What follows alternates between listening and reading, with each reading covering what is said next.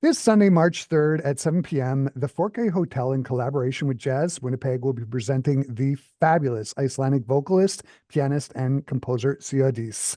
Sigurdís grew up in northern Iceland in 2013. She moved to Reykjavik to pursue jazz studies and would eventually relocate to Denmark, where she completed a master's in composition and jazz performance from the Danish Academy of Music in Copenhagen. Hailed for her compositions, both for small and large jazz ensembles, she is making a name for herself as one to watch out for as an up-and-coming talent.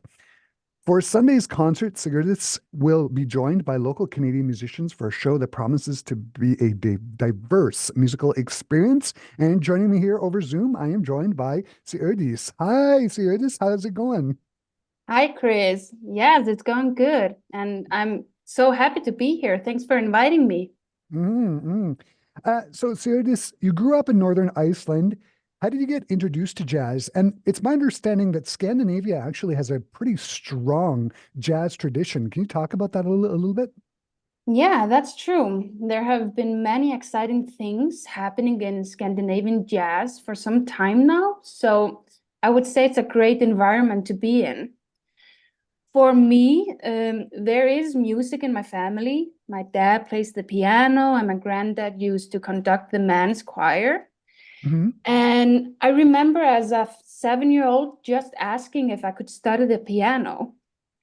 And about the jazz, I remember I have this very vivid memory being 5 years old in my parents' living room and going through my dad's CDs. And I would always pull out this CD by Glenn Miller, Uh-huh. and then I would put on the tune In the Mood. And I just loved it. So I would be in the living room and I would be dancing and, thinking that the people in our family photos would be watching me. So maybe a musician's dream already there, I don't know. Yeah, yeah. Hmm. But it wasn't actually until I went to high school. I had to move to a different town, Akureyri, Uh-huh. and then I got introduced to jazz through the alto sax. So I was playing alto saxophone and piano.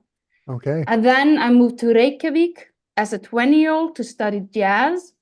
And I'm so happy that I didn't know at that time how much work and effort it would take to be at the place where I am right now. Hmm. I want to ask about your connection to Winnipeg. Aside from the show on Sunday at the Fort Garry, you're also performing on March 7th for the Winnipeg Jazz Orchestra's Women's Day Concert 3.0. Can you talk about how you got these two gigs in Winnipeg? What's the connection? Yeah, so I'm actually coming as a guest artist of the Consulate General of Iceland. And it all started out with Richard Gillis asking for suggestions, and then David Braid recommended me. Ah, perfect. Before we get to the show this Sunday at the Fort Garry, I do want to quickly ask about that concert on the 7th. You're performing with a big band that will be made up of women to promote Women in Jazz and International Women's Day, which is on the 8th. What are you looking forward to most about that show? And can you talk about some of the selections that the big band will be playing? Yeah, I mean, I always love participating in projects promoting women. So I'm just really excited to meet all the musicians. And I can also say that in my previous big band projects, I've been showcased as a composer. So this is actually the first time that I will be able to perform my own music with a big band. Oh, wow. So I will be playing piano on one of my instrumental tunes, and then I will be singing on my version of That's Life. So I'm super excited about that. And you've done the arrangements for those tunes as well? Yeah. Yeah, so one is original, the instrumental Hmm. tune, and the other one is a reimagined Yeah. version. Hmm. Are you going to be running the big band, or do you have somebody here in Winnipeg who's been running rehearsals? Can you talk about those logistics a little bit? Yeah, so it's actually Alexis Silver. She will be leading the concert. And I've been in contact with her regarding everything. And I mean, she's such a pro and so easy to communicate with. Mhm. Yeah, Alexis is a good friend of mine. Yeah, she'll be great. I know a big influence on you is a Canadian pianist, David Braid. Can you talk about how you first met him and why you consider him such a big influence on you?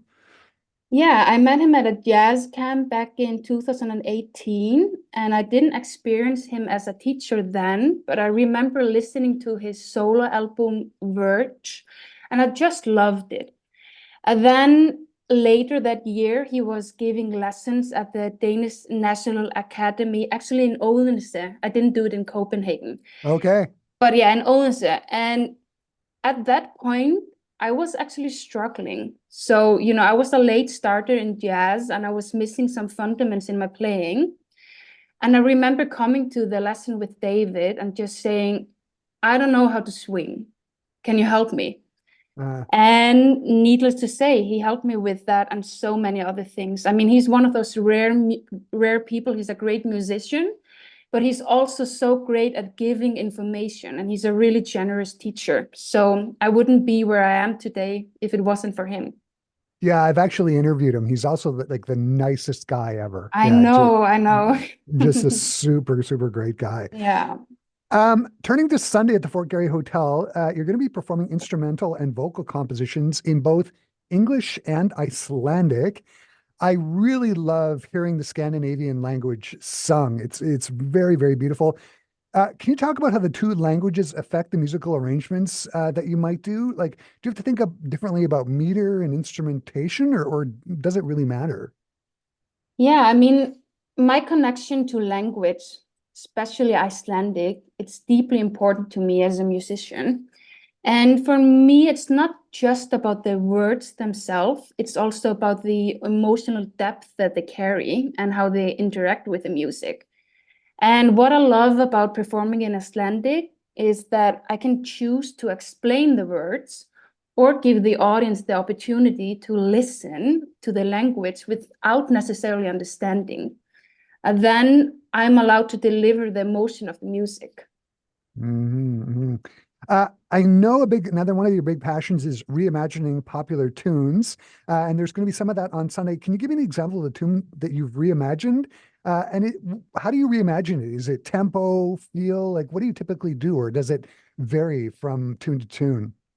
Yeah, so my first single that came out last year, I Get Along Without You Very Well, is a reimagined version of a tune. And when I do that, I start often out exploring things at the piano. So harmony normally comes first to me. Hmm. And I also think a lot about the lyrics. What do these lyrics mean to me? And then I allow myself to travel through different tonalities, change the color of the chords, and even slightly change the melody.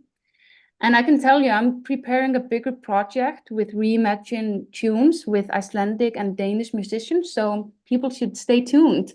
Yeah, yeah, yeah. It sounds great.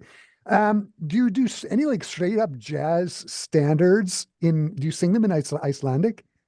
Well, I've actually written jazz tunes to poems by my great uncle, and he was also a musician, and he became blind when he was 20 years old. And the poems he wrote after that just carry such an emotional depth. And also, since it's family, they just feel really close to heart. And Hmm. people will hear some of that to the concert. Oh, amazing. You're going to be joined by some local musicians on Sunday night. Can you talk about who's going to be joining you on stage?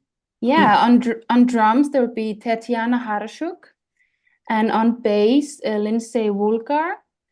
And then in two tunes, I'll be joined by Richard Gillis on trumpet and Niall Cade on tenor sax and Joel Green on trombone. And Gillis, he arranged all those connections. Perfect, perfect. You arrive on Friday. I imagine it's going to be a whirlwind of rehearsals. I'm presuming the band got the charts a while ago. Early did you start sending music over? And can you talk about that process a little bit, the collaboration between the musicians here and yourself?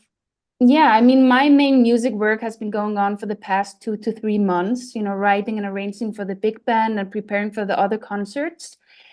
And, it shouldn't come as a shock anymore, but creating and working on music always takes like 10 times more than you expect. So I've been pushing myself lately, but I handed in the Big Band charts the mid of this month, and then I've been communicating with the other players for the past weeks. Hmm. What do you think? What do you hope people are going to take away from the Sunday night show at the Fort Garry?